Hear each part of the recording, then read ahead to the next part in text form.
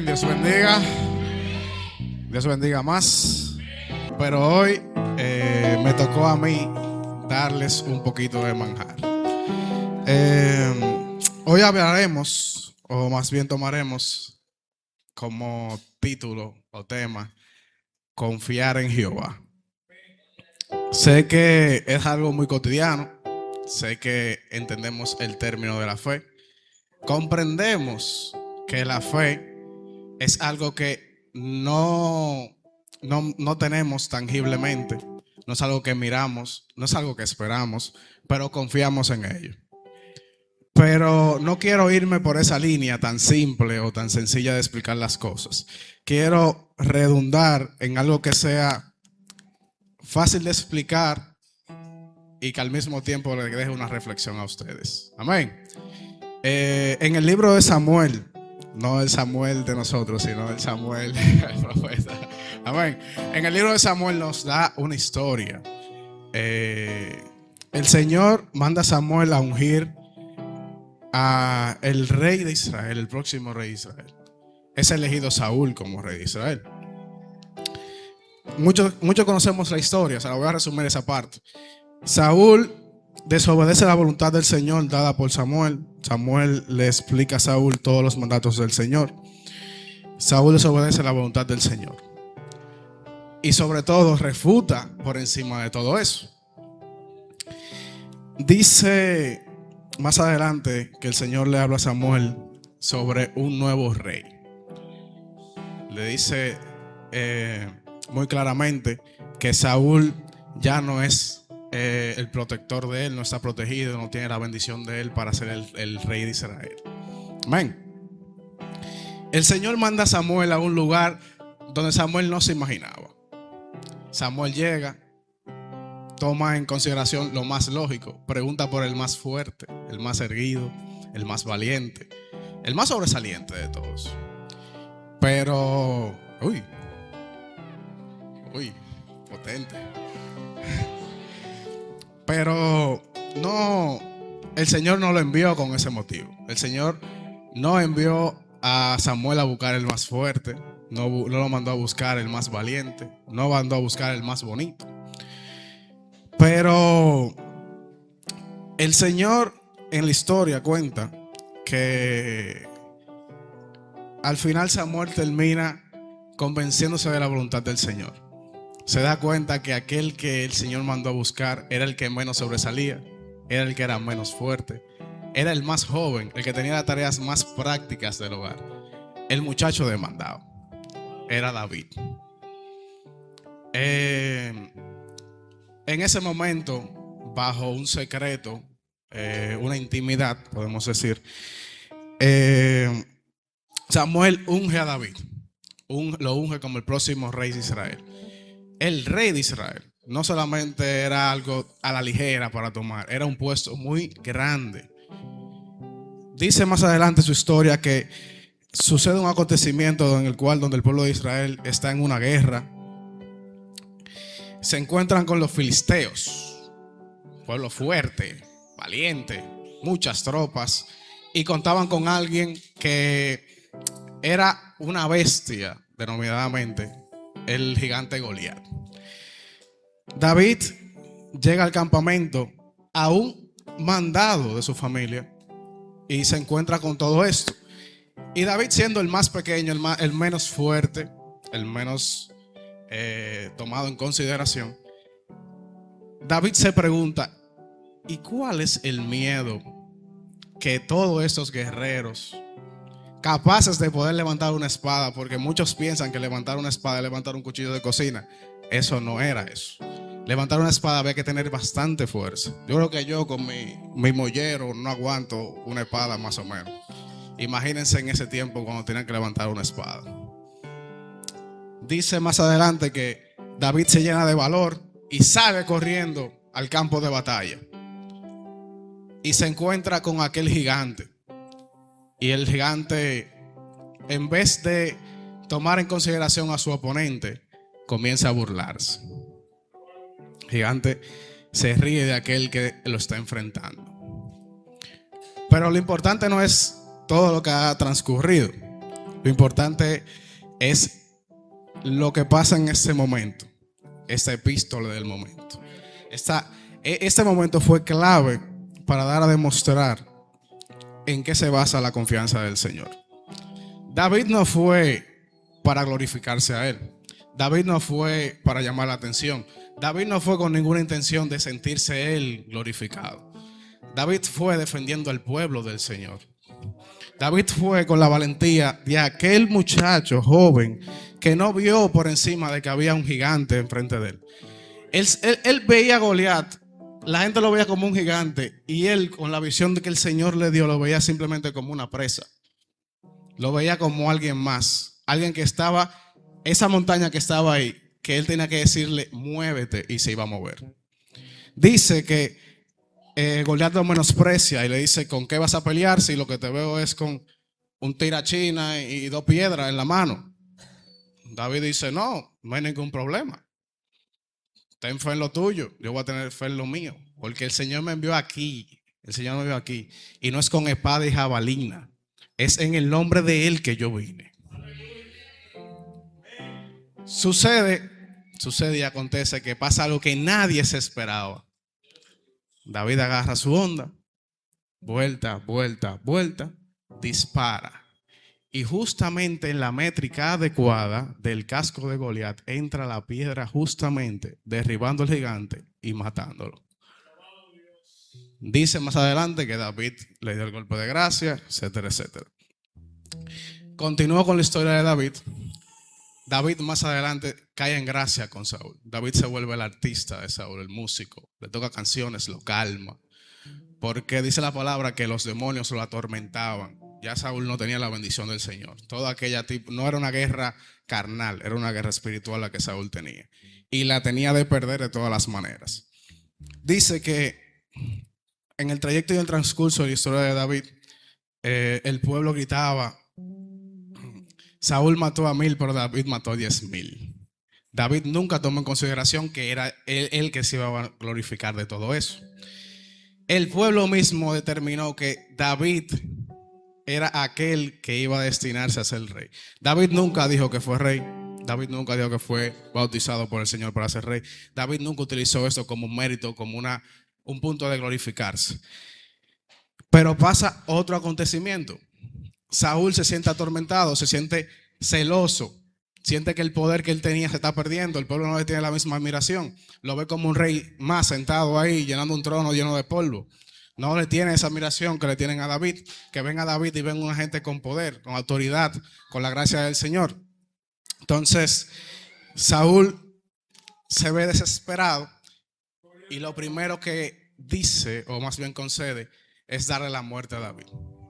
Gracias a Dios, David, siendo un hombre de valores, respetado, a un nivel que creo que pocas personas pueden alcanzar, David hizo una gran amistad con el hijo de Saúl. El hijo de Saúl lo ayudó a escapar, Jonatán. Dice que Jonatán no pensó 2 veces en ayudar a David a escapar, porque sabía que David tenía un propósito mucho más grande donde el Señor lo tenía. Ahí entra la parte clave de lo que quiero explicarle en este momento. David entra a los Salmos. Y si nos vamos a los Salmos, encontraremos que David no solamente escribió los Salmos como una poesía o simplemente escritos vanos. Los Salmos son gritos de desahogo. Los Salmos son lágrimas, son oraciones, son exaltaciones, son palabras salidas del corazón. David estaba en persecución. David tuvo que hacerse el loco, el muerto, vivía en muchas penurias para evitar que él llegue a un punto de la gracia donde el Señor lo llevó. El Señor lo libró de muchas cosas. Dice que David estuvo a punto de morir y tuvo que hacerse el loco para poder pasar por el medio de una ciudad. Y tomando en consideración eso, tengo unos cuantos versículos de los Salmos. Tomando en cuenta el que leímos hoy, en Salmos 91, versículos dice: diré yo a Jehová, esperanza mía y castillo mío, mi Dios en quien confiaré. Tendremos Salmos 22. Dice David: clamaron a ti y fueron librados, confiaron en ti y no fueron nunca avergonzados. Salmos 18:2. Jehová, roca mía y castillo mío, y mi libertador. Dios mío, fortaleza mía, en Él confiaré, mi escudo y la fuerza de mi salvación, mi alto refugio. Salmos 118, 8 al 9. Mejor es confiar en Jehová que confiar en el hombre. Mejor es confiar en Jehová que confiar en príncipes. David estaba muy claro, y somos conscientes de que David no terminó de escribir los salmos, pero David estaba muy claro desde un inicio de los salmos a quién debía confiar. Y quiero darle a entender algo. La confianza no es simplemente tener fe en una persona, porque la fe la podemos ver como esa esperanza que tenemos de crear utopías en nosotros. Paréntesis, utopía es crear deseos sociales, cumplimiento, metas que tenemos. Pero David entendía que la confianza era una relación, era un vínculo. Aquel que confía soporta, aquel que confía tolera, aquel que confía aguanta y sobre todo gana. Porque la confianza no se basta en tener garantía de que si yo muero, moriré confiando en el Señor. La confianza se basta en que si yo estoy desahuciado, el Señor me va a levantar. Pero tenemos que entender algo. Relación con el Señor no es relación igual que con una persona. La relación con el Señor no consta de yo solamente ganar, o de yo solamente recibir, o del Señor dame. El Señor es como, Él lo plasma, Él es como aquel caballero que se enaltece de ayudar a su dama. El Señor no busca que nosotros simplemente estemos dame, dame, dame, porque hasta el mismo hombre se puede cansar de que una mujer siempre le diga dame, dame, dame. El Señor pide que nosotros seamos aquella dama que estamos aquí para Él, confiando en Él, esperándolo. Tenemos historias de las viudas. 5 se descuidaron y perdieron la oportunidad de entrar a la boda, pero 5 permanecieron y se quedaron ahí al lado del novio. Entonces la confianza no consta de solamente permanecer teniendo una fe vana. Es una fe constante de que si la tormenta viene, la tormenta pasará. Que si tenemos 7 años de penuria, van a haber 7 años buenos. Que estamos en sequía, pero el Señor obrará. Amén. Quiero darle también otra historia que estuve leyendo cuando estuve profundizando en esto. Y es que en el libro de Daniel hay una historia muy bonita. Bueno, el libro de Daniel completo es una historia completamente bonita. Pero en el capítulo 3 del libro de Daniel podemos encontrar una historia que muchos conocemos. Incluso me atrevería a decir que hay personas inconversas que la conocen. Tenemos en esta historia que Daniel relata que el rey Nabucodonosor, que era el rey de Babilonia hasta Israel, tenía pensado, o más bien realizó una tontería. El rey Nabucodonosor pensaba que el pueblo, o más bien él, necesitaba algo a que alabar, algo que se pueda ver, observar, tocar, algo que ellos puedan ir allá a arrodillarse. Y sobre todo el rey Nabucodonosor utilizó obviamente su poder para someter una ley de que aquel que no siguiera aquello que él iba a hacer sería quemado, castigado, matado, iba a sufrir. Dice que, cuenta la historia que en el libro de Daniel, que el rey Nabucodonosor mandó a hacer una estatua de 60 codos, si no mal recuerdo, aproximadamente. Era una estatua grande, una estatua gigante, al cual él ordenó que el pueblo adorara. ¿Qué pasó? Que hubieron 3 personas, 3 siervos del Señor, que nosotros conocemos como Sadrach, Mesach y Abednego, que en el primer mandato, que eso es lo que se me hizo interesante, que En el primer segundo, en el primer minuto, en el primer momento que supieron que el rey Nabucodonosor dijo que iba a construir una estatua y aquel que no adorara esa estatua iba a morir quemado, iba a sufrir, iba a morir, ellos no dudaron en decir: yo no voy a adorar eso. No voy a adorar a eso. Y dice más adelante que el rey Nabucodonosor les dijo a sus soldados que lo vayan a buscar. De una vez ordenó: tráiganmelo. Y les dio una segunda oportunidad y les dijo: ustedes son aquellos que se están negando a adorar a la estatua, al Dios que yo construí. Y le dijeron claro y pelado: no vamos a adorar a otro Dios. No vamos a adorar a otro Dios. Nosotros tenemos nuestro Dios, el Todopoderoso. Dice más adelante que mandó a prender el horno de fuego. Y dice que lo mandó a prender 4 veces más los acostumbrados. Que incluso aquel que lo prendió murió incinerado. Dice que de una vez ordenó: tírenlo al fuego. Y pasó algo que tal vez sea sorprendente. Tal vez para otros no. Es que de repente dice...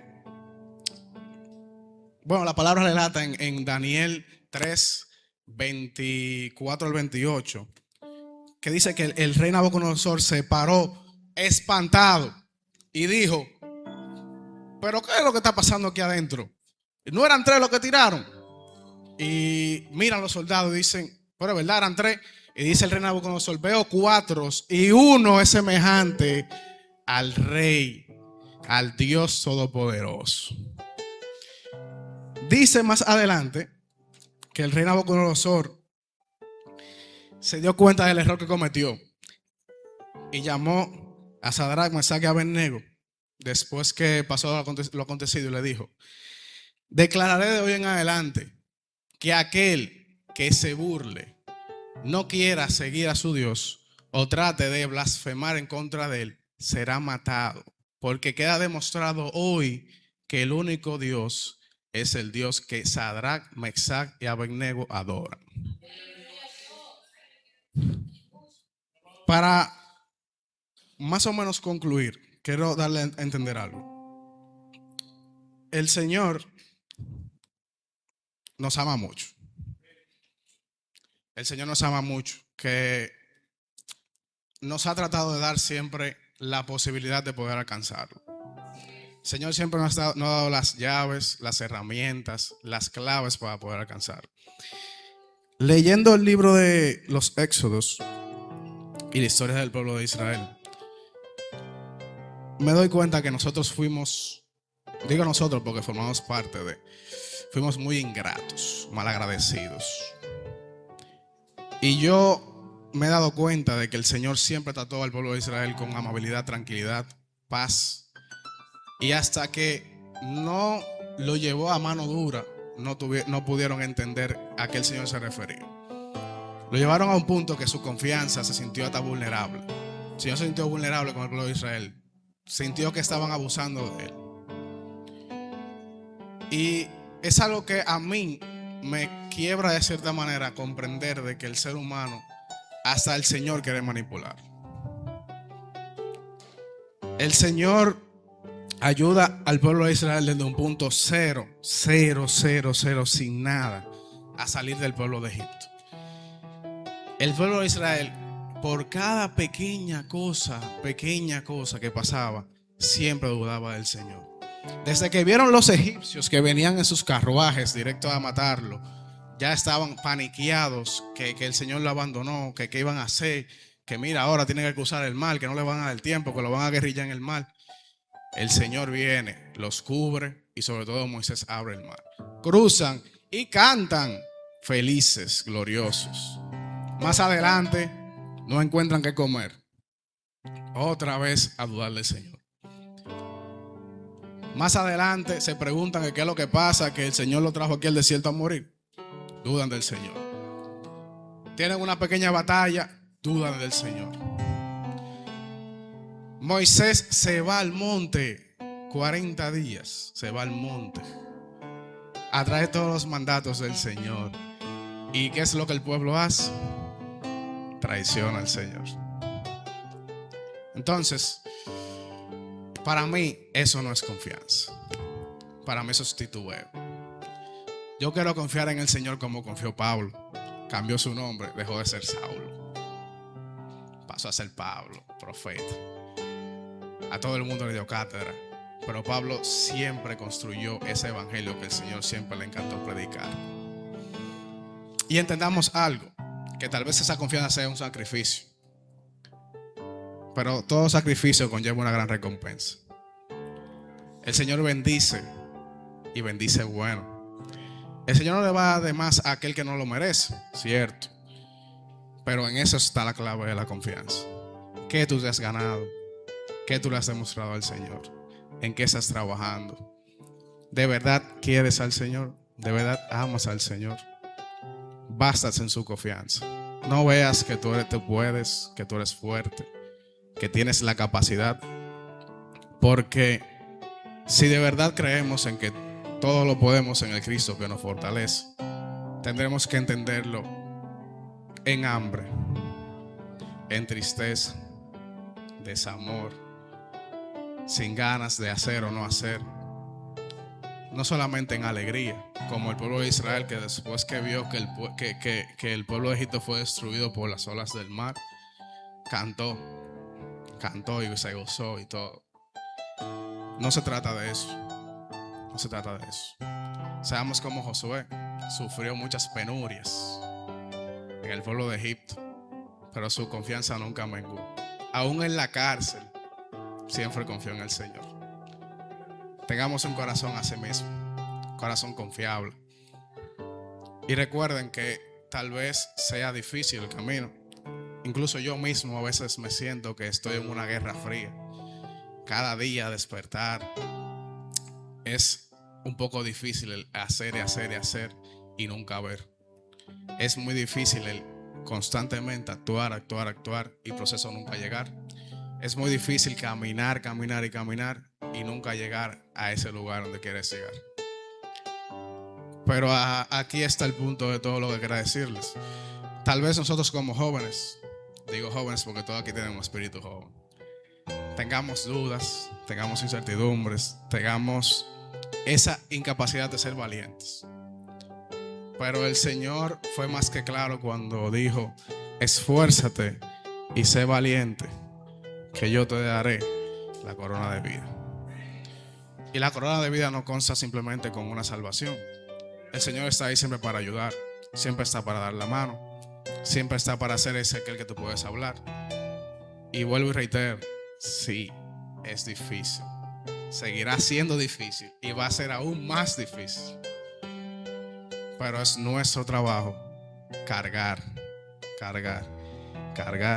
hasta llegar un día donde no podamos más. Y Él nos dice, aún sabiendo, Él nos dice: venid a mí, cargados y trabajados, que yo os haré descansar. Hermanos, hasta aquí el Señor me ayudó. Dios se les bendiga. Espero que este momento le haya sido de reflexión a todos ustedes. Espero que de ahora en adelante entiendan que la confianza no solo basta con estar un día, 2 días motivado, sino que basta con estar ahí al lado del Señor, a pesar de tener 1000 lágrimas en el corazón. Que a pesar de tener nuestra alma en 1000 pedazos, el Señor siempre va a estar ahí. Y nosotros tenemos que ser como David: alma mía, continúa alabando al Señor a pesar de sentirme mal. Alma mía, continúa alabando al Señor a pesar de sentirme en hambre. Alma mía, continúa alabando al Señor a pesar de tener esa tristeza. Alma mía, continúa alabando al Señor a pesar de verme en este lugar que no sé salir. Porque David estuvo muchísimo peor que nosotros. Y aún así fue roca al Señor, fue castillo, fue fortaleza, fue escudo, fue ancla, fue aquel que siempre estuvo con él. Mi hermano, Dios le bendiga. Que el Señor sea con nosotros. Amén.